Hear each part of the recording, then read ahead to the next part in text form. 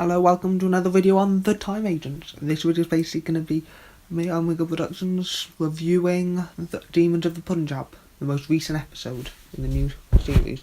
So yeah, ordinarily for review, I would go through the plot, but obviously with this one, because everyone I'm expecting to have seen this one, if you haven't, go and check it out. But yeah, so let's get into like the talking points. So basically the setting, I personally just love the setting. I mean, India 1947, I believe, which I'm personally a fan of the pure historical genre back in Classic Who, and obviously Big Finish.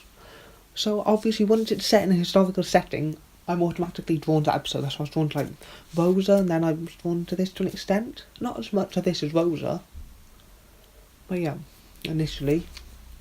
So yeah, I like the setting. It's 1947, and it's where, is it Pakistan and India, the segregation of Pakistan and India into the two separate countries, I believe. It's going to sound bad if that's wrong, but yeah, I believe that's what it was. And then obviously, to be fair, I like how this does teach you a lot, because beforehand, most people, I'm pretty sure, you don't get taught about segregation during history lessons or anything like that in school. At least I didn't, and I've just left secondary school. I'm in college now. And I don't do history anymore, so I've done the history that you do. You don't really learn about that from what I experience. Might be in the current syllabus, but as far as I'm aware, you don't. So it does actually teach yourself without basically shoving it down your throat and sort of telling you the information. You sort of learn it as you do. Honestly, I think it adds a bit of depth to Yaz's character, which I think was needed. But honestly, because all the characters, I feel like the companions don't have as much depth as you would hope from a companion.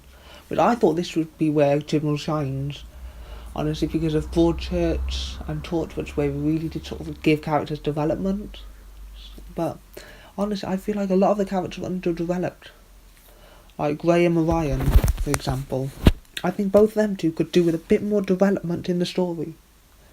Yaz technically has had, what, right into the UK was sort of about her family. This one, and Rosa was to an extent about her as well. Obviously Ryan had Rosa, which did add a bit of development, but not really as much as you would hope, honestly. So yeah, so I liked how it has developed Yaz, but I think having 3 companions might have been a bit too many for Chibnall's first series. Maybe 2 would have been ideal, but just having 3, I feel like he hasn't developed them as much as I had hoped, even in this episode.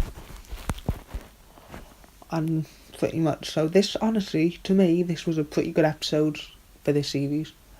Where would I rank it roughly compared to the others? I think it is probably maybe second best behind Rosa. So it might go Rosa, this, Arachnids in the UK, The Ghost Monument, The Woman Who Fell to Earth, and the Saranga Conundrum, however you say it. I think that'll probably be my order so far, because it's a pretty good story.